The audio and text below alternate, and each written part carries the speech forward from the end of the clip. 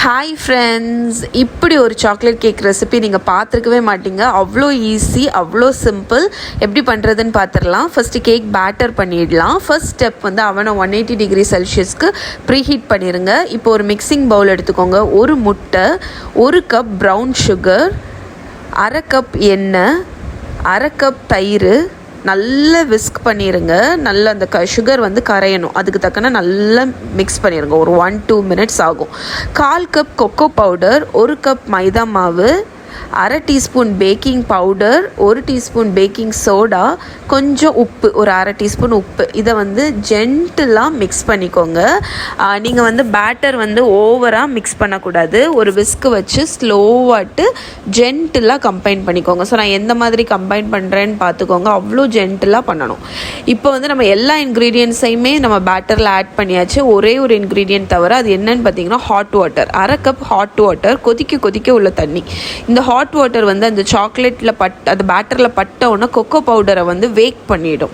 So cocoa powder வந்து அந்த hot வாட்டரில் பட்டோடனே இன்னுமே சாக்லேட் ஃப்ளேவர் கொடுக்கறதுக்கு வேண்டி லைக் அது வந்து ப்ளூம் ஆகும்னு சொல்லுவாங்க.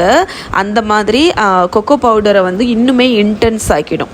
இப்போ பாருங்கள், பேட்டர் வந்து கொஞ்சம் தண்ணியாக தான் இருக்கும். பட் அதுதான் வந்து உங்களோட கேக்கை அவ்வளோ மாய்ஸ்டாக, அவ்வளோ லைட்டாக, ரொம்ப சாக்லேட்டியாக வைக்க போகுது. ஸோ ஒரு பார்ச்மெண்ட் பேப்பரை வந்து ஒரு ஸ்கொயர் பேனில் லைன் பண்ணிக்கோங்க. இந்த பர்டிகுலர் ரெசிபியோட ஃபுல் ரிட்டன் ஃபார்மேட் நான் கீழே டிஸ்கிரிப்ஷனில் கொடுக்குறேன். மறக்காமல் செக் பண்ணிக்கோங்க. உங்களுக்கு டீட்டெயில்ஸோடி கொடுக்குறேன். ஸோ நம்மளோட பேட்டரை வந்து அதில் வந்து போர் பண்ணிவிடுங்க.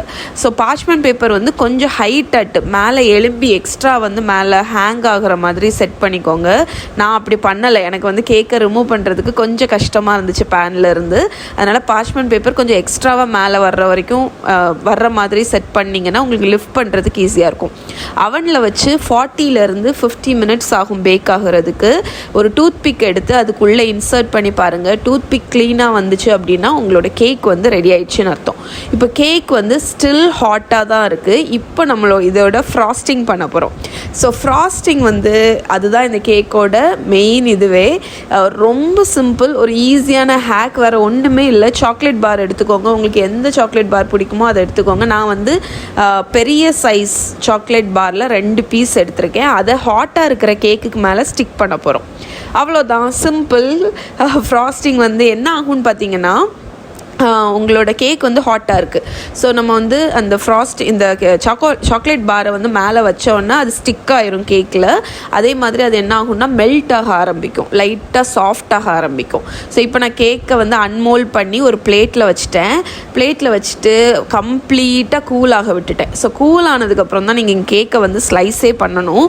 ஏன்னா வந்து இந்த கேக் அவ்வளோ டெலிகேட், அவ்வளோ மாய்ஸ்டான ஒரு கேக். ஸோ கூலாக விட்டுருங்க. அட்லீஸ்ட் ஒரு 1 hour கூலாக விட்டுருங்க. இப்போ நீங்கள் பார்த்தீங்கன்னா இந்த சாக்லேட் தனியாக இருக்கிற மாதிரியே தெரியல பாருங்கள். அப்படியே அந்த கேக்குக்கு மேலே ஒரு லேயர் மாதிரி ஸ்டிக் ஆகிடுச்சு. ஸோ அதுதான் வந்து நமக்கு வேணும். அதுதான் அந்த கேக்கை வந்து ஹாட்டாக இருக்கும்போதே அந்த சாக்லேட் பாரை வந்து நம்ம வச்சுருக்கோம். ஓகே, ஸோ இப்போ இந்த பர்டிகுலர் கேக் வந்து நீங்கள் ஃப்ரிட்ஜில் வைக்கக்கூடாது. ரூம் டெம்பரேச்சரில் வச்சுக்கோங்க. ஏன்னா வந்து ஃப்ரிட்ஜில் வச்சோன்னா அந்த சாக்லேட் மேலே உள்ளது ஹார்ட் ஆயிரும்.